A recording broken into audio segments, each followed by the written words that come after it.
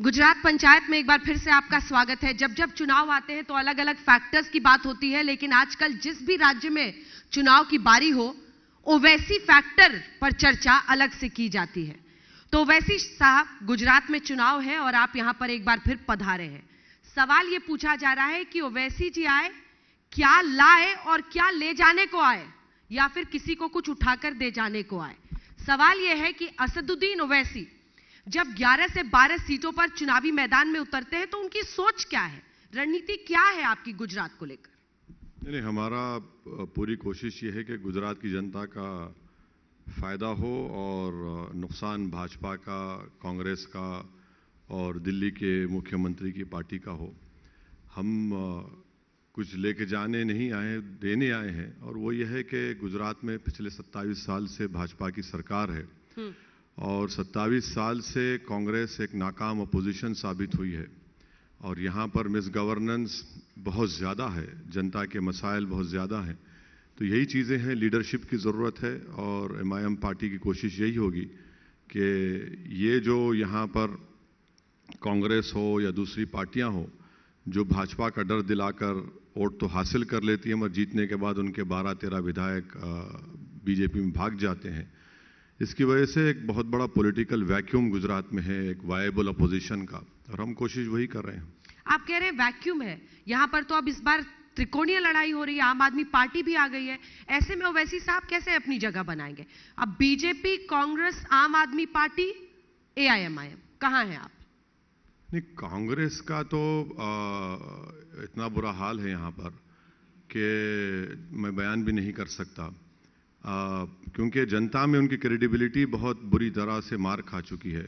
उनके विधायक जीतकर भाजपा में चले जाते हैं और फिर उन्हीं के जो विधायक जीतते हैं वो एक मानो में बीजेपी के लीडरशिप से एक किस्म से समझौता कर लेते हैं कि हम विधायक भी रहेंगे मगर आपको पॉलिटिकली डिस्टर्ब नहीं करेंगे। अब जहाँ तक सवाल है दिल्ली के मुख्यमंत्री की पार्टी का, तो वो तो मैं कहूँगा कि वो 2013 के नरेंद्र मोदी बन गए हैं, तो उन्हीं के नक्शे कदम पर चल रहे हैं। वो यूनिफॉर्म सिविल कोड पर कुछ नहीं बोलते, बिल्किस बानो के मसले पर कुछ नहीं बोलते, और उन्हीं के जब वो कोविड की पहली वेव चली उस वक्त तो ये पहला मुख्यमंत्री था जिसने तबलीगी जमात पर झूठे इल्जामात लगाए। तो वो तो पूरी तरह से हिंदुत्व की आइडियोलॉजी को अपना चुके हैं, तो वो तो उनका रास्ता सही दिखा। देश की राजनीति की अब सच्चाई है। आप क्या चाहते हैं कि कोई बिल्किस बानो का इशू उठाएगा? आम आदमी पार्टी नहीं उठाती है, कोई नाम लेने को तैयार नहीं है बिल्किस बानो के मुद्दे पर। ये कैसे आप जबरन किसी से बुलवा देंगे? नहीं, हम जबरन आप अकेले रह गए हो वैसी साहब, नहीं, बाकी सारा देश और सारी राजनीति एक तरफ है। नहीं, जबरन किसी को हम मजबूर तो नहीं कर सकते, मगर अगर किसी के दिल में इंसानियत है, किसी के दिल में एक इस वाक़े की तकलीफ है कि एक महिला को जो 3 महीने की प्रेग्नेंट थी उसको रेप कर दिया गया, उसकी बेटी का कत्ल हुआ, उसकी माँ का कत्ल हुआ और उसके कन्विक्टेड लोगों को सरकार छोड़ देती है, तो आप नहीं बोलेंगे तो ठीक है, मत बोलिए, मगर आप इस बात का तो ड्रामा मत करिए ना कि आप सेकुलर हैं। आप खुलकर कहिए कि हाँ, जिस तरह बीजेपी ने उन लोगों को छोड़ा हम उसकी तारीफ करते हैं, हम उसके साथ खड़े हैं। कि ड्रामा क्यों करते हैं आप? और अगर कोई नहीं बोलेगा तो कोई परवाह नहीं, मगर इंसानियत के नाम पर अगर किसी को तकलीफ दी जा रही है, किसी को दबाया जा रहा है, तो बोलना तो पड़ेगा ना मैडम। अगर नहीं, जो नहीं बोलता तो ठीक है, उसके शायद उसके जिस्म में अल्लाह ने धड़कता हुआ दिल नहीं दिया होगा। लेकिन मौजूदा दौर में तो राजनीति में सेक्युलर वर्ड एक गाली हो गया है। तो मैं फिर से कह रहा हूं कि संविधान में जो सेकुलरिज्म लिखा हुआ मैं उसको मानता हूं। पॉलिटिकल सेकुलरिज्म यकीनन एक एक्सप्लॉयटेशन का टर्म बन चुका है, खास तौर से अल्पसंख्यक समाज के लिए, कि चुनाव जब आता है तो सेकुलरिज्म की दुहाई दी जाती है और जब चुनाव हो जाता है उनको धुतकार दिया जाता है। तो इस हद तक मैं मानता हूं आपकी बात को। किंग मेकर बनते हैं लोग पॉलिटिक्स में जो कम सीटों पर लड़ते हैं। आप 12 सीटों पर लड़के क्या करेंगे सर? 182 में से समझ नहीं आ रहा है। तो अभी फैसला नहीं हुआ, 12 लड़ेंगे 20 लड़ेंगे, हाँ। मगर इसका फैसला करेंगे हमारे अध्यक्ष जनाब साबिर काबुलीवाला साहब। मेरा मानना यह है कि हम किसी पार्टी को सत्ता में आने से नहीं रोक सकते, मगर हम अपनी आवाज को गुजरात की विधानसभा में और देश के विधानसभा में भिजा सकते हैं। यही बात मैंने उत्तर प्रदेश में भी कही थी। मगर वहां की जनता ने समझा नहीं इस बात को। सबके सब बोले नहीं नहीं समाजवादी समाजवादी। आपका एग्जिट पोल ने कहा था कि 83% मुस्लिम्स ने समाजवादी पार्टी को, एक्सेस इंडिया टुडे ने कहा कि 83% अखिलेश को मुस्लिम समाज ने वोट दिया। क्या नतीजा निकला? तो हम ये कह रहे हैं कि आप अपनी आवाज को मजबूत करके विधानसभा में भी जाइए ताकि वो आपकी लड़ाई लड़ सके। ये हमेशा जो चक्कर होता है कि सत्ता में आना है, सत्ता में 27 साल से ये लोग नहीं कर पाए, अब कौन सा इनके पास जादू की छड़ी पैदा हो चुकी है जो कर पाएंगे? तो आप क्या मुस्लिम कैंडिडेट्स ही उतारेंगे सिर्फ? नहीं नहीं नहीं, मुस्लिम नहीं, हम नॉन मुस्लिम कैंडिडेट्स भी हैं, दलित कैंडिडेट्स भी हैं। कितने? अभी तो हम लोगों ने 3 हमारे हिंदू भाइयों को, दलित भाइयों को कैंडिडेट बनाया है। अभी एक फाइनल लिस्ट और भी आ जाएगी। तो आप मानते हैं कि आप दलितों को और मुस्लिम्स को इकट्ठा करके आप एक पॉलिटिक्स गढ़ने की कोशिश कर रहे हैं अलग अलग राज्यों में? नहीं, ये कोशिश करनी चाहिए बिल्कुल। ये अचीवेबल पॉलिटिकल हमारा एम्बिशन है और मंजिल है, और ये होना भी चाहिए। क्योंकि आज आप देखते जाइए कि जिस तरीके से देश में माहौल बनते जा रहा है, हिंदुत्व की आइडियोलॉजी को जिस तरीके से चाहे भाजपा हो या कांग्रेस हो या आप हो, इसको प्रमोट कर रहे हैं, तो इस आइडियोलॉजी में तो सबसे ज्यादा पिसने वाले और तकलीफ उठाने वाले तो अल्पसंख्यक समाज होगा, दलित होगा और आदिवासी होगा। हाँ। इसीलिए ईडब्ल्यूएस का आप देखिए जो जजमेंट आया उस पर कांग्रेस वेलकम करती है। कांग्रेस में उनका वडगाम का एक कैंडिडेट है, बड़ी बड़ी बातें पुकारता है, मगर इस जजमेंट पर कुछ नहीं बोलता अपनी तो पार्टी। अगड़ी जातियों ने आपका क्या बिगाड़ा है? हाँ? अगड़ी जातियों ने आपका क्या बिगाड़ा है? बिगाड़ने का अगर वो गरीब है, अगर गरीबी के पैमाने पर उनको रिजर्वेशन मिलता है, आपने खुद ही कहा मैं दलित या फिर मुस्लिम कैंडिडेट्स को दूंगा, क्यों? अगड़ों ने आपका क्या बिगाड़ा है? नहीं देखिए, आप बात रिजर्वेशन की कर रहे हैं। रिजर्वेशन उन्हीं को मिलता है जिनको बरसों से, 100 सालों से जिन पर जुल्म किया गया, और संविधान में सोशल जस्टिस और सोशल एजुकेशनल बैकवर्डनेस पर रिजर्वेशन मिलता। आज आपने क्या कह दिया कि ये जो 10% है शेड्यूल कास्ट, शेड्यूल ट्राइब और ओबीसी को नहीं मिलेगा। यानी मिसाल के तौर पर वो बॉटल दीजिए, 1 मिनट, ये 2 बॉटल हैं। इस बॉटल से 27% ओबीसी, 16-17% शेड्यूल कास्ट और 7% शेड्यूल ट्राइब, इसमें से 10% लोग। ये क्या बात है बोलिए आप, ये कैसे होगा? अब वो अच्छा, और एक बता रहा हूं आपको, 2020 में बैंकिंग का एग्जाम हुआ। मोदी सरकार ने कहा कि ईडब्ल्यूएस के नाम पर इनका कोटा कम नहीं होगा। 49 से 40% कोटा हो गया इंस्टीट्यूट ऑफ बैंकिंग पर्सनल का सिलेक्शन में। तो किसको मारा जाता है पानी पीने पर, किसको मार दिया जाता है घोड़े पे बैठने पर, किसके घरों को तोड़ा जाता है? तो ये सोशल डिस्क्रिमिनेशन की बुनियाद पर मिलना चाहिए। अच्छा मैडम, आप अगली अपर कास्ट का बोल, ये वाले जो बॉटल है, इनके वालों के बारे में कभी सोचा है? ये बॉटल तो इनके हाथ से वैसे ही निकला हुआ है। क्या निकला हुआ है? अरे यहाँ पर जितने नहीं, मैं सुनिए, रिजर्वेशन है, नहीं सुनिए, इसमें ना देखिए, इसमें से 3 पिएंगे और इसमें से 1 पिएगा। यही बता रहा हूं ना मैं आपको, ये कैसे होगा? मोदी जी की कैबिनेट में सबसे ज्यादा अपर कास्ट मिनिस्टर्स हैं। अच्छा, और एक सुनिए, भारत के 21% की अपर कास्ट लोगों के पास 41% दौलत है। अच्छा, ईडब्ल्यूएस की सबसे बड़ी गलती क्या है? जो कोई 8 लाख के ऊपर कमाता है ईडब्ल्यूएस नहीं। यानी यूनिवर्सिटी ऑफ मैरीलैंड की और एनसीआर की एक स्टडी हुई है आज से 5 साल पहले, 1% के ऊपर ही लोग कमाते हैं भारत में, सबके लिए ईडब्ल्यूएस हो जाएगा। कैसे होगा बताइए, कैसे होगा ये? इसीलिए हम कह रहे हैं। तो कांग्रेस कहते हैं सर सुप्रीम कोर्ट के दरवाजे बंद कर देते हैं। नहीं, ओवैसी जी की अदालत खुलवाते हैं, क्योंकि सुप्रीम कोर्ट ने विवेक देखा ना सर इसमें। ठीक है, सुप्रीम कोर्ट ने देखा तो हम डिसएग्री भी तो कर सकते हैं सुप्रीम कोर्ट से। इसमें तो देखिए, झगड़ा रिप्रेजेंटेशन का है, रिप्रेजेंटेशन किसका नहीं है बताइए? गरीबी की मार आपको बेकार लगती है? नहीं, गरीब सिर्फ इसलिए क्योंकि वो अगड़ी जाति का है, उसकी गरीबी पर आपके आंसू नहीं निकलते। देखिए, आंसू निकलने का सवाल नहीं है, रिप्रेजेंटेशन कितना है, किसका कितना रिप्रेजेंटेशन है बता दीजिए। अब उसके लिए तो सेंसस करना पड़ेगा। अरे बिल्कुल हो चुका है, मैं आपको बता रहा हूं, पुराने डेटा पे ही बात होगी। पार्लियामेंट में एडिशनल सेक्रेटरीज का जो कोटा है, सवाल के जवाब में कहा गया कि सबसे कम एसटीज ओबीसीज का है, एडिशनल सेक्रेटरीज का सबसे कम उन्हीं का है, टायर 1 में सबसे कम SC SC OBC का जो पॉपुलेशन है उसके मुताबिक नहीं है। ये तो लोकसभा में जवाब दिया गया है। अब इससे बढ़कर और क्या हो सकता है? सच्चाई बताइए। पर आप तो धर्म के आधार पर आरक्षण के समर्थक है ना? नहीं, बिल्कुल नहीं। मैं तो कह रहा हूं कि एम्पिरिकल एविडेंस जो आपके पास है, जिसकी बुनियाद पर सोशल एजुकेशनली जो बैकवर्ड होगा उसको दीजिए। धर्म की बुनियाद पे कहां है? धर्म की बुनियाद पे कहां बात हो रही है? कहां बात हो रही है? आप नहीं चाहते हैं? अरे, जो कम्युनिटी सोशली एजुकेशनली बैकवर्ड होगी और उसके लिए रिपोर्ट होगी, स्टडी होगी, उसके ऊपर दीजिए आप। अच्छा, यहां पर बताइए EWS की कौन सी रिपोर्ट है? सुप्रीम कोर्ट में तो आपने रिपोर्ट नहीं दिया कि हमारे पास चलिए ये रिपोर्ट है। कोई रिपोर्ट नहीं है आपके पास, कोई स्टडी नहीं हुई। ऐसा क्यों लगता है सर कि आप सिर्फ देश में मुसलमानों की ही बात करते हैं? आपको हिंदुओं से तो प्रॉब्लम है ही, अगर वो अगड़ी जाति का है तब तो एक्सट्रीम प्रॉब्लम है। नहीं है, आप गलत कह रही हैं। मुझे किसी से नफरत नहीं है। मैं रिप्रेजेंटेशन की बात कर रहा हूं, मैं सच्चाई की बात कर रहा हूं, मैं राइट्स की बात कर रहा हूं। देखिए, आप इक्वालिटी कैसे होगी कि कमजोरों में इक्वालिटी होगी ना, ताकतवर में इक्वालिटी कैसा पता करेंगे आप? अब जब हम ये बोलते हैं तो सबको तकलीफ लगता है। इतने दशकों से आरक्षण चल रहा है, इक्वालिटी आ गई क्या? समानता आ गया क्या? इसीलिए देखिए, इसीलिए तो कोशिश करना है। जो हजारों साल की जो नाइंसाफी है वो 75 साल में कैसे खत्म हो जाएगी? नहीं होगी खत्म 75 साल में।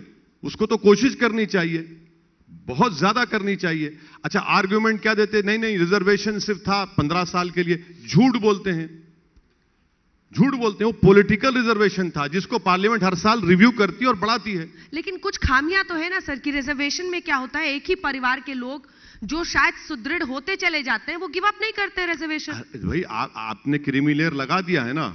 अब आप देखिए, 8 लाख आप कह रहे हैं EWS के लिए। एक दलित परिवार और शेड्यूल्ड ट्राइब के बच्चे को स्कॉलरशिप के लिए आप कह रहे हैं कि 2.5 लाख। ये क्या है बताइए?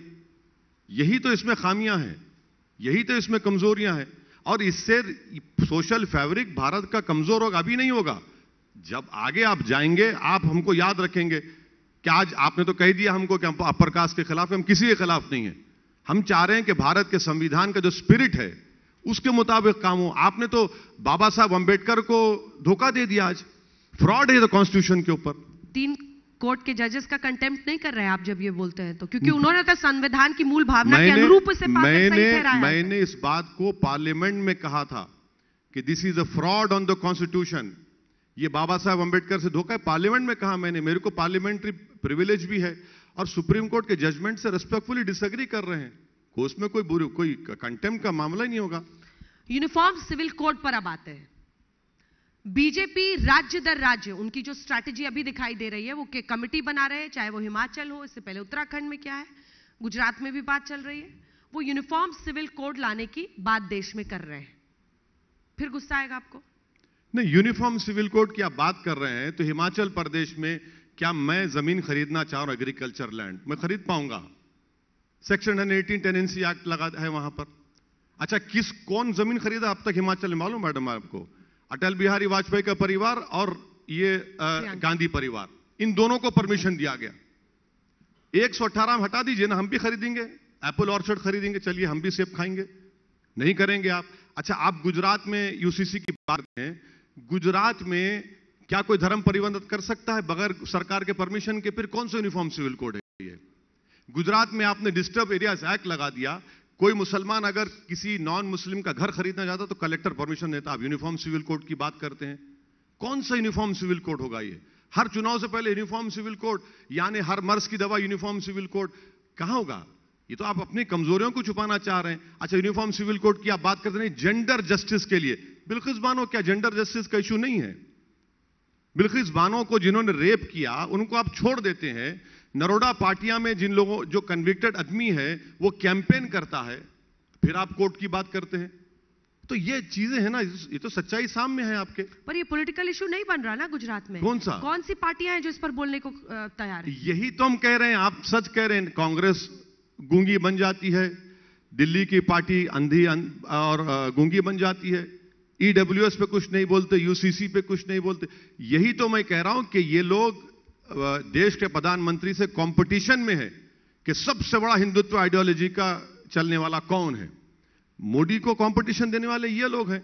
इंडियन नेशनलिज्म तो गया हट ही गया। अच्छा, यूनिफॉर्म सिविल कोड आप गुजरात में बात करते हैं ना भाजपा वाले, मैडम आप चलिए बन्नी के राह में, बन्नी के पश्चिम बन्नी में मलाधारी जो लोग हैं वहां पर उनको ग्रेजिंग राइट्स नहीं देते फॉरेस्ट एक्ट के, आपने डांग फॉरेस्ट में दे दिया। वहां क्यों नहीं देते? क्योंकि मुसलमान है, बॉर्डर के करीब है।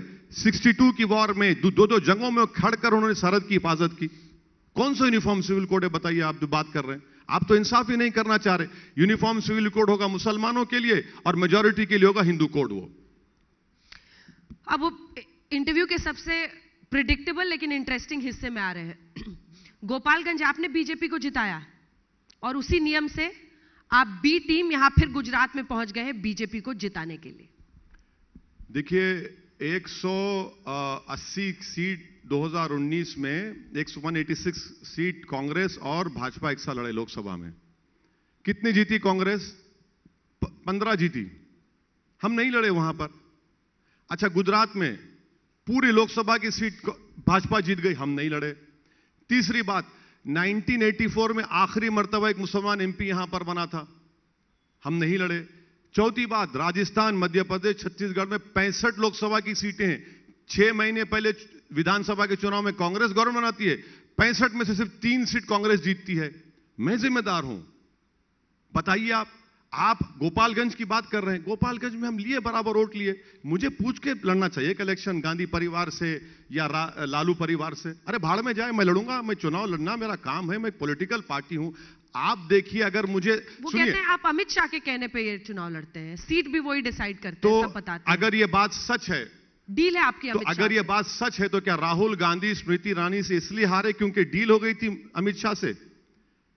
अगर ये बात सच है तो क्या आपने गुजरात में पूरी सीटें 25-26 सीटें छोड़ दी अमित शाह के कहने पर? आपने राजस्थान में एक लोकसभा की सीट नहीं जीती, झारखंड में बिहार में आपने पूरे हार गए। अच्छा, कहां जीती कांग्रेस? हम जहां लड़ते हैं वहां जीतती है कांग्रेस, बिहार में किशनगंज। भाई अगर ये बात है तो कह दीजिए कि हां आप भी हार रहे हैं अमित शाह के बोलने पे, तो हम भी लड़ रहे हैं फिर। यानी आप अमेठी हार जाते हैं 55,000 वोट से स्मृति ईरानी से। क्या डील हो गई थी आपकी स्मृति ईरानी से? क्या आपको कुछ नहीं किया जाएगा, आप हार जाइए? अच्छा, कहां जीतते? वायनाड में जीतते, वहां पर 30% मुसलमान है। इनकी लंबी फेरिस्त है। तेलंगाना 2 बार हार चुके हैं, 2 बार। कौन जिम्मेदार है उसका? तो ये गोपालगंज की बात, राजद सत्ता में है, उनको सोचना चाहिए कि वो क्यों हारे। अगर मेरे को 1000 वोट भी मिलेंगे तो मैं उनको सलाम करता हूं, क्योंकि उन 1000 वोट जिन्होंने वोट डाला है वो तब्दीली चाहते हैं। और जनता को इस तरह तौहीन करना, अच्छा कब तक आप मुझे बोलते रहेंगे? आपके गुजरात से 12-14 एमएलए भाग गए, मोदी जी के साथ बैठकर चाय पी रहे हैं। आपके भी बिहार से भाग गए आरजेडी में, ये बात हुई। अब महाराष्ट्र में कांग्रेस के, शिवसेना के लोग भाग गए, तो इन तमाम ने मिलकर एक पंचायत की और कहा कि ये तो टेररिज्म है डेमोक्रेसी का। वो 4 जो चले गए, क्या था वो डेमोक्रेटिक था? जिन्होंने सीमांचल की गरीब जनता को धोखा दिया, जिनको लोग पहचानते नहीं थे, हमने 4 साल मेहनत करके पार्टी के लोगों ने उनको कामयाब किया, तो 4 पर कुछ नहीं बोलेंगे। जहां इनके जाते हैं, देखो भाजपा सब कर रही है, ईडी सब कर रही है, सीबीआई कर रही, हमारे 4 चले गए तो आप उनको खुशी खुशी ले लिए, उस पर कुछ नहीं बोलेंगे। ये हिपोक्रेसी है। जब तक आप बीजेपी से आइडियोलॉजी पर मुकाबला नहीं करेंगे, बीजेपी जीतती जाएगी। उसका जिम्मेदार मैं नहीं रहूंगा, मैं लड़ूंगा चुनाव, मगर इनको समझने की फिक्र ही नहीं है। अच्छा, तेलंगाना में हम नहीं लड़े, परसों कांग्रेस की जमानत जब्त हो गई, बावजूद इसके कि उनके लीडर पूरा फिर रहे थे, पैदल फिर रहे। वही तो मैं कह रही हूं कि तेलंगाना राहुल गांधी आए, अब महाराष्ट्र आए हैं और वो कह रहे हैं भारी भीड़ जुड़ रही है राहुल गांधी के भारत जोड़ो। अरे बहुत अच्छा है ना, बहुत अच्छा है। अमेठी जीत जाओ अब 24 में, स्मृति ईरानी को हरा दो, दोबारा हराओ। अगर मैडम सोनिया गांधी नहीं खड़ेंगी तो रायबरेली भी हारेंगे लोग, देखना आप, रायबरेली भी हारेंगे। क्योंकि फर्क ही क्या है आप में? आप आइडियोलॉजी पे कहां मुकाबला कर रहे हैं भाजपा से? लेकिन किसी को तो आपको साथ लेके चलना होगा ना। बीजेपी वाले भी नाराज रहते हैं, कहते हैं ओवैसी से आपको खाना ही नहीं हजम होता, जब तक मोदी को गाली देकर रैली में खूब तालियां नहीं बटोरते हैं तब तक आपको नींद ही नहीं आती है। नहीं, मेरे को आराम से नींद आती, मेरे को बहुत आराम से नींद आती। रोज कितनी गालियां देते हैं आप मोदी जी को भाषणों में अपने, कितना कोसते हैं बीजेपी? नहीं, अगर मैं गाली दिया हूं तो आप मुझे छोड़ेंगे? आप अपने शो में तो मेरे को हलाल कर देंगे। आप 6 बजे आप बैठ के बोलेंगे ये गाली दिया, ये गाली दिया, एक कैमरा में 4 को बिठा के 6 बार तवा दिखाएंगे। हम गाली कहां देते हैं? अगर हम बिल्किस का जिक्र कर रहे, हाँ, संस्कारी लोगों का जिक्र कर रहे, अगर हम उन बच्चों को मारा गया मोरबी के ब्रिज में मरने वालों के इंसाफ की बात कर रहे हैं, तो अगर आप उसको मोदी जी की गाली समझ रहे हैं तो गाली नहीं है, वो उनका क्रिटिसिज्म है, उनको एक्सपोज कर रहे हैं। अब दूसरे तारीफ कर रहे हैं, कोई खवाली कर रहा है उनको, तो मैं क्या कर सकता हूं? गाली नहीं देंगे हम, प्रधानमंत्री हमारे, मगर उनको क्रिटिसाइज करना मेरा राइट है। अब ये हम सब करते हैं, इनके भाषणों में कोई कुछ नहीं बोलता है, कोई कुछ नहीं बोलता। आप क्या बोलेंगे? वो पूरा फिर रहे देश में, उनके नाम पे वोट दे दीजिए। अरे जंग यहां पर है, यहां जंग लड़नी चाहिए ना। भड़काऊ भाईजान, ये वाला एंगल क्या आ गया? आप अपने भाषण में खुद ही कहने लगे। नहीं, ये तो आप लोगों की देन है मेरे लिए। आप लोगों ने इतना हमको मशहूर कर दिया कि देखो भड़काऊ भाईजान चले गए हैं, तो हम बोले भाई हम भड़काऊ भाईजान कहां है? उत्तर प्रदेश में हमने 160-40 सभाएं की, कभी किसी को हमने गाली नहीं दी, दायरे में रहकर तनकीद की और करेंगे तनकीद। हमने जोक्स बोलते हैं, मोदी जी के ऊपर जोक बोला हमने, कांग्रेस पर, आप पर, लोगों को समझाने के लिए बोला, तो उसमें गाली कहां है? अच्छा ये बताइए कि आप ये जो गुजरात स्टेट वाइज अपना इलेक्शंस आप लड़ रहे हैं और वहां पर कैंपेनिंग कर रहे हैं, अल्टीमेटली आपकी सोच क्या है? आप डेंट मारते रहेंगे अभी कुछ दिनों तक, जो एंटी बीजेपी वोट्स है आखिरकार आप उसको स्प्लिट ही करते हैं। क्या कोई सूरत समझौते की आपकी बन रही है अन्य पार्टियों के साथ, या ऐसे ही हर जगह पर जाएंगे? इस बात में 10,000 वोट, 5,000 वोट? इस बात में बिल्कुल सच्चाई नहीं है। उत्तर प्रदेश में बीएसपी ने 402 सीट लड़े, कांग्रेस ने 401 लड़े, वो एक जीते, ये 2 जीते। उन पर क्यों नहीं लगाया जाता इल्जाम ये कि आप डेंट मार रहे हैं?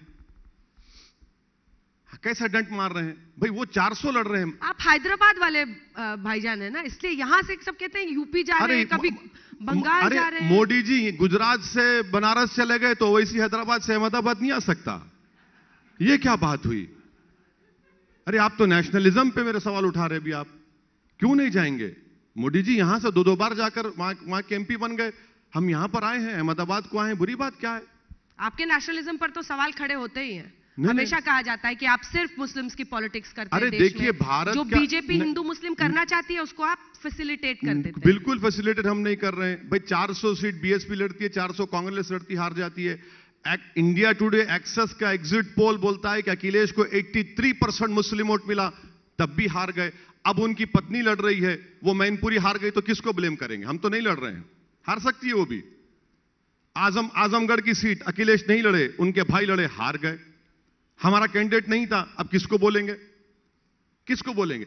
तो कन्वीनियंट है। देखिए जब ये जीतते हैं ना, तो इनकी मेंटालिटी देखिए। भारत में 2 किस्म के लोग हो गए पॉलिटिकली। एक भाजपा है जो मुसलमान को टिकट देती ही नहीं है। गुजरात में एक मुसलमान को भाजपा ने टिकट दिया था 1998 में। 2011 में सद्भावना यात्रा मोदी जी ने निकाली, कोई टोपी पहनाने आया तो नहीं पहने, बाद में मोदी जी ने मुसलमान टोपी पहना दी, कोई कैंडिडेट नहीं था।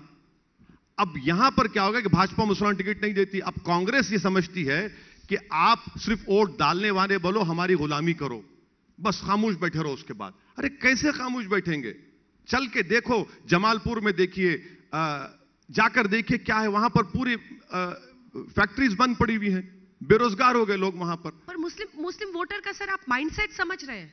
उसको बस एक ही चिंता रहती है कि मेरा वोट बटे नहीं, मेरा वोट उसको जाए जो बीजेपी को हराए। आपके बड़े प्रशंसक थे, अलीगढ़ से लेकर जहां जहां हम लोग पीछे पीछे जाते थे, आपके यूपी में पता चलता था यहां आए ओवैसी जी, ओवैसी भाईजान, छाती पीटते थे खुशी से। लेकिन उनको लगता था कि अगर वोट देना है तो समाजवादी को देना है, क्योंकि बीजेपी को वही हरा सकती है। अब ऐसा नहीं होगा ना। आप जब तक उस स्टैचर पे नहीं पहुंचेंगे कि आप बीजेपी को मात दे सकें, तब तक आप ही का समुदाय जिसके नाम पर आप पार्टी चलाते हैं, जिसकी आप पॉलिटिक्स करते हैं, वही आपको वोट देने में कतराता है। बिल्कुल नहीं कतराएगा। अभी ये उत्तर प्रदेश में एक बिटर लेसन लर्न हो चुके हैं, एक बिटर लेसन लर्न करें वहां के अल्पसंख्यक समाज मुसलमान। हम अपने भाषण में बोल रहे थे कि वोट देना आपका राइट है, मगर आप जिस तरह से वोट दे रहे हैं, आप नहीं हरा पाएंगे किसी पार्टी को पावर में आने से। अब क्या हुआ बताइए? तो फिर 12 सीट में क्यों लड़ रहे हैं आप? गुजरात में 12 सीट में क्यों लड़ रहे हैं? क्यों नहीं सब? नहीं, पहली मर्तबा लड़ रहे हैं। अब ज्यादा लड़े तो इतना क्यों लड़ रहे हैं, कम लड़े तो कितना लड़ रहे हैं? 12 तो अभी नंबर नहीं है, आगे बढ़ेगा, मगर लड़ना जरूरी है। हम ये कह रहे हैं कि अपनी आवाज को आप गुजरात की विधानसभा में भिजाइए। हम पार्लियामेंट में 2 ही लोग हैं, मैं इम्तियाज जलील, मगर जब कभी भी हम भाषण देते तो कभी अच्छा भाषण हो गया टीआरपी का, तो अंजना हमको सब बुला लेते कि आ जाइए 6 बजे। कुछ उसका इंपैक्ट तो है ना। अब ये जितने 3 एमएलए जीते यहां पर, देख लीजिए विधानसभा में क्या बोलते हैं, कुछ नहीं बोलते हैं, कुछ नहीं बोलते हैं, खाली जाकर बैठते हैं, कुछ नहीं बोलते। 3-3। अच्छा, ये और एक बात, 3 एमएलए जीते यहां पर, इसमें से कांग्रेस के जो थोड़े बहुत चाहने वाले थे आके हमारे साबिर भाई को बोले, ये 3 एमएलए है मुसलमान के, कुछ कर दे यार, मत लड़। तो साबिर भाई ने कहा कि भाई क्या है, हम तो पार्टी हैं, बहुत मजबूर किए। तो साबिर भाई ने कहा ठीक है चलो मैं 2 पे नहीं लड़ता हूं, एक राजकोट की और एक ये गयासुद्दीन की। बाद में आके उनको बोलते नहीं, तीनों भी मत लड़ो, मेरा कॉर्पोरेटर है, 6 कॉर्पोरेटर है मेरे, आप बोलते मत ही लड़ो। माने क्यों नहीं लड़ना, हम इसलिए नहीं लड़ना कि भाई कांग्रेस क्या करेगी, कांग्रेस कौन सा कांग्रेस ने काम किया।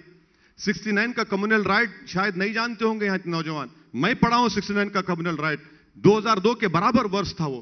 कौन थी सरकार में, कांग्रेस थी यहां पर।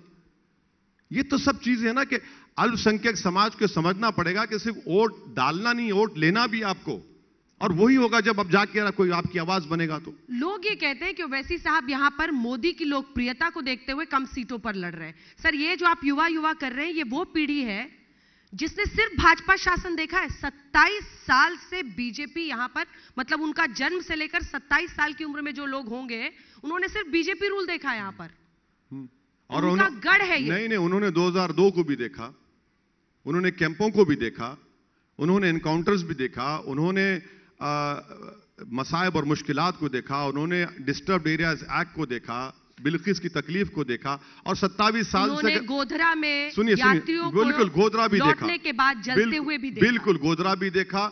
मगर उन्होंने अब वो लोग क्या देख रहे हैं, नरोडा पाटिया का जो एक्यूज लाइफ कन्विक्टेड प्रिजनर है वो कैंपेन कर रहा है, वो देख रहे हैं। अभी वो देख रहे हैं कि जिन्होंने बिल्किस बानो के कन्विक्टेड लोगों को संस्कारी कहा, वो भाजपा टिकट देती है। इसका जिम्मेदार कौन है, कांग्रेस है इसकी जिम्मेदार। 27 साल से तुम भाजपा को नहीं हरा पाए, और आज जब हम लड़ रहे हैं तो आप उंगली उठा रहे हैं। आप इनकेपेबल हैं, इन कैपेसिटी आप में है कि आप नहीं हरा सकते बीजेपी को, आप तो सिर्फ डरा कर वोट हासिल करते हैं। हम ये कह रहे हैं कि आप अपनी आवाज को भिजाइए विधानसभा में, ताकि आपकी तकलीफ को बयान कर सके, आपकी क्वेश्चंस रेज कर सके, आप उसका आंसर लें सरकार से। कोई पूछने वाला हो ना आपका, कोई भी नहीं है।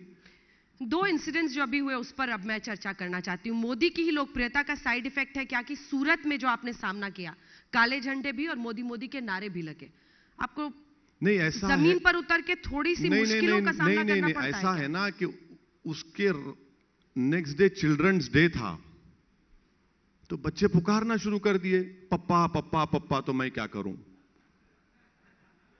और हमारा हाल देखिए, हम कितने डेमोक्रेटिक। हमने कहा बेटा कोई बात नहीं, हमने कहा कि कोई पत्थर से ना मारे मेरे दीवाने को। पत्थर भी चला ना हमने नहीं हमने उस सभा में हमने कहा ना, पुकारो बेटा पुकारो, कोई बात नहीं। अगर वही बीजेपी की रैली में जाकर कोई कर देता तो क्या होता, फोन आ जाता, शो चलाओ, मोदी जी की सिक्योरिटी में ब्रीच हो गया। हम बोले कोई बात नहीं, पुकारो। और वो हमको तकलीफ क्यों, बाद में हमको बताया कि तकलीफ इसलिए हुई क्योंकि हमने बिल्किस बानो का जिक्र किया, हमने केडिया में जो बच्चों को रोड पर लाकर मारा गया उनका जिक्र किया, हमने डिस्टर्ब एरियाज एक्ट का जिक्र किया, हमने कहा कि सूरत में उस विधानसभा में ईस्ट में पीने का पानी नहीं है, स्कूल्स बंद हैं, तो उनको बड़ी तकलीफ हो गई। इंसाफ का एक नियम होता है, और वो ये कि इंसाफ हो लेकिन साथ में दिखाई भी दे कि इंसाफ हो रहा है। जी, और जी। आप तो इतने बड़े बैरिस्टर हैं। नहीं छोटा हूं। जब आप बिल्किस का जिक्र करेंगे, जब आप नरोदा पाटिया का जिक्र करेंगे, लेकिन गोधरा बोलना भूल जाएंगे, तो लोग आपकी नीयत पर शक करेंगे। नहीं मैडम, क्यों नहीं बोलेंगे गोधरा?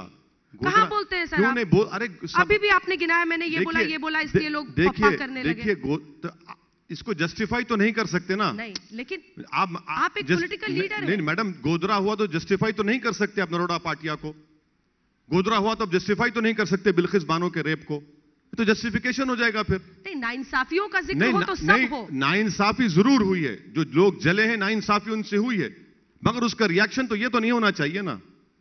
उसका रिएक्शन हम जस्टिफाई करेंगे कि कोई जस्टिफाई नहीं कर रहा, लेकिन आप जानबूझकर गोधरा नहीं बोलते। क्यों नहीं बोलते? बराबर बिल्कुल आपने बोला। अच्छा, कितने भाषणों में यहाँ का सेट, आप ये इंटरव्यू छोड़ दीजिए, कितने भाषणों में आपने अपने से गोधरा का बिल्कुल हम बोलते हैं कि मोदी सरकार उस वक्त के उसमें सुनिए मेरी बात, उस वक्त के मुख्यमंत्री की गलती थी, ये लॉ एंड ऑर्डर उनके पास था, उनका काम था, ये उनका फेलियर है, ये क्यों नहीं बोलेंगे? बिल्कुल फैक्ट है, वो हुआ, गोधरा हुआ, कौन इनकार कर रहा है? गोधरा नहीं हुआ, बिल्कुल हुआ वो गोधरा के बाद फिर क्या क्या हुआ उसका भी कोई इनकार नहीं कर सकता ना।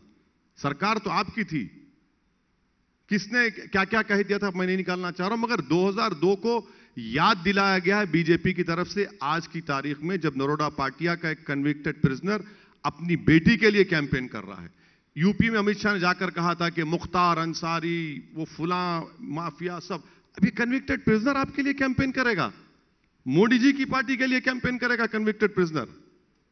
पर कोई तो वजह होगी सर कि बाकी पार्टियां इन इश्यूज को नहीं उठा रही हैं। उनको लगता है कि गुजरात भी अब इन बातों से आगे निकलना चाहता है।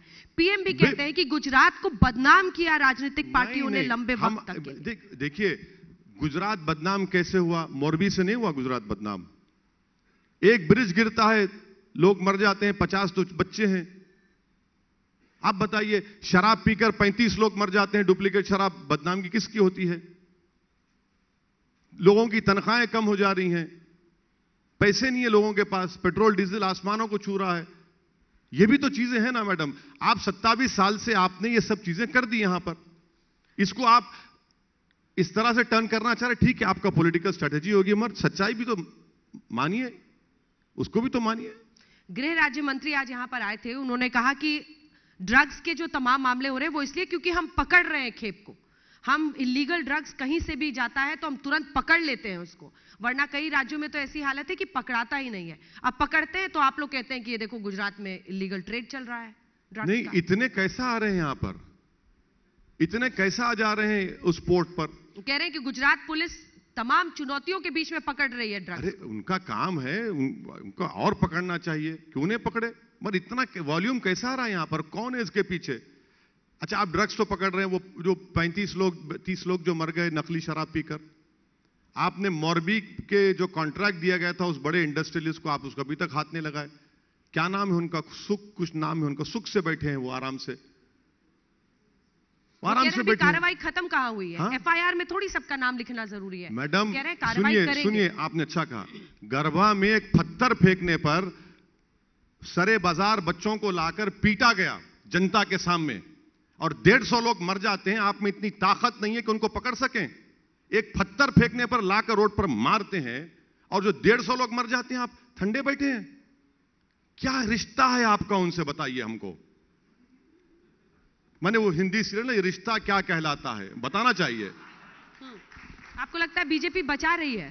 बिल्कुल। जब एक पत्थर फेंकने पर रोड पर लाकर बच्चों को पुलिस मारती है, वीडियोग्राफी करती है, जनता सीटी मारती है, अपना हेट्रेड दिखाती है, फिर वो 150 मरने वालों परिवार को क्या इंसाफ मिलेगा?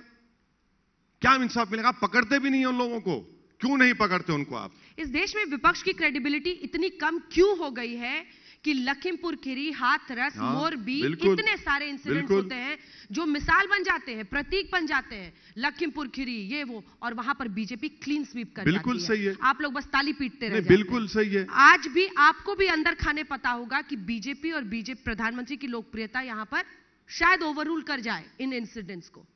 क्यों इतना विपक्ष का जो मीटर है, क्या बोला जाए, देखिए बीजेपी कुछ क्रेडिबिलिटी, सुनिए बीजेपी कुछ नहीं, नरेंद्र मोदी है। बीजेपी कुछ भी नहीं है। ये सब दूसरे सब बोलते हैं भाई ऐसा होगा, वो संघ ये करता है वो करता है। मैं मानता हूं उस बात को, मैं नहीं मानता, मगर ये अपोजिशन के बारे में आप बोल रहे हैं। मैं कहां लड़ रहा हूं मैडम? मुझे कहां प्रधानमंत्री बनना है, मुझे कहां मुख्यमंत्री बनना है, मुझे कहां ये पूरे मंत्रालय। मैं तो सिर्फ चाह रहा हूं कि कमजोरों को उनका इंसाफ मिले, वही लड़ाई हम लड़ रहे हैं।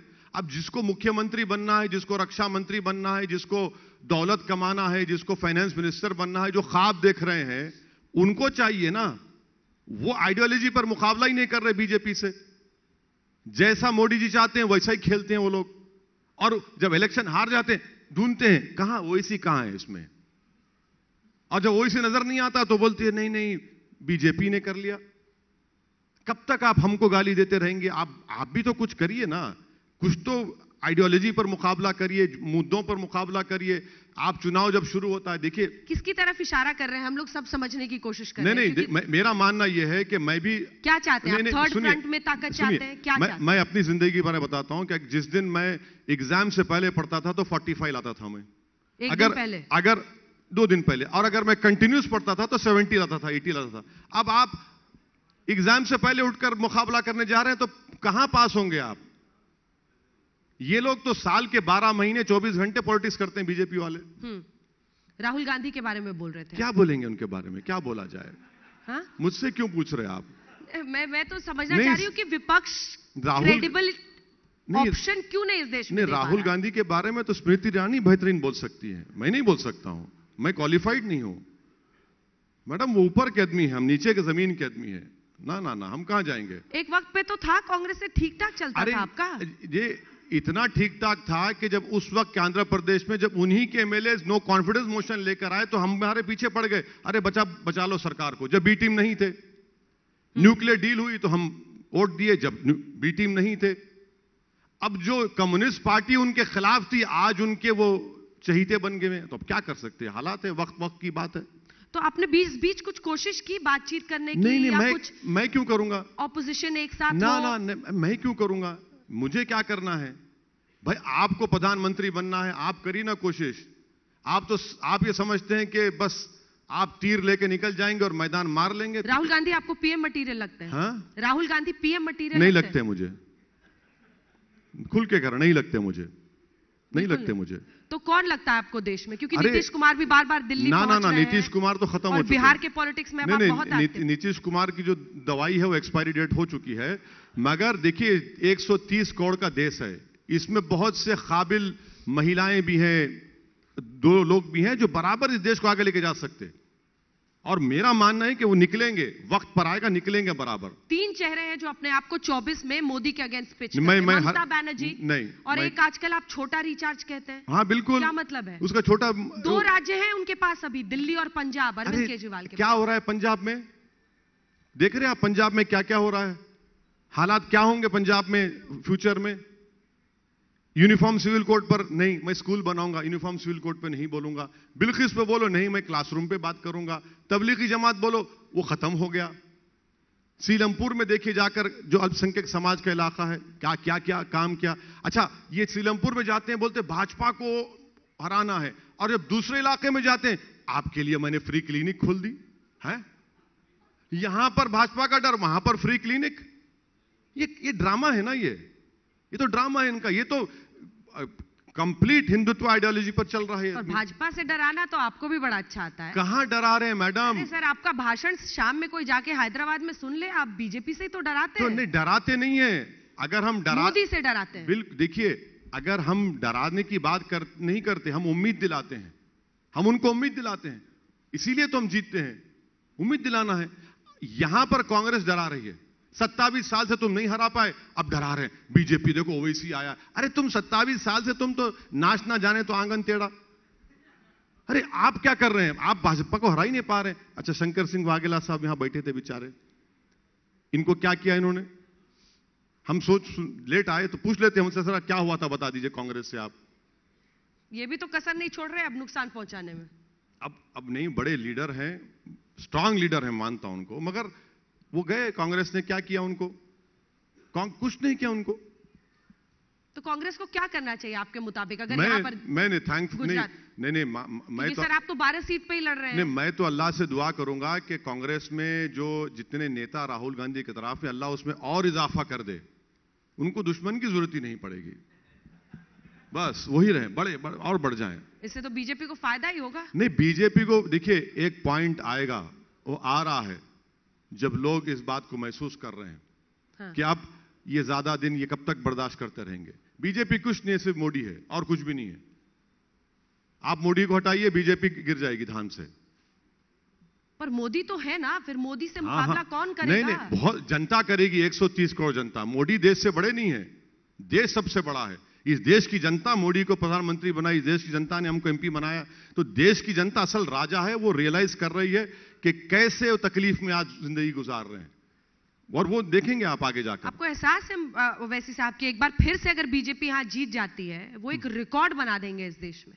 ये क्या साबित करेगा? क्या ये एक बार फिर से एस्टैब्लिश नहीं करेगा मोदी इज नेता नंबर 1 इसी तरह 24 के पहले? इसी तरह की बात वेस्ट बंगाल में सीपीएम के बारे में बोलते थे। अब सीपीएम वाले कहां हैं वहां पर वेस्ट बंगाल में? कांग्रेस से अलायंस करने मजबूर हो गए। तो ये देश की जनता की खासियत ये है कि इंडिया इज इंदिरा बोलने वालों के इंदिरा को हरा दिया था उन्होंने। तो तो इस देश की खासियत है जनता की। कोई यहां पर अगर कोई पॉलिटिक्स में आकर बोलेगा कि मैं भगवान बन चुका हूं तो मट्टी चका देगी जनता यहां की।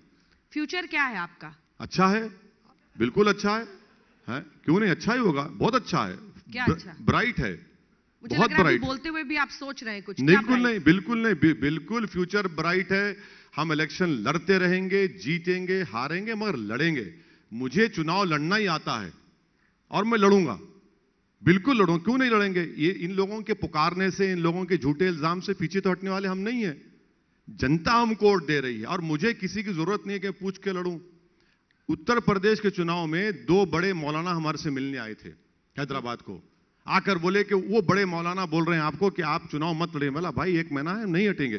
बोले रास्ता निकालिए। बोला ठीक है, समाजवादी से 10 सीट दिला दीजिए और वो सीट दिलाइए जहां पर हमारा एमएलए नहीं, उनका एमएलए नहीं है।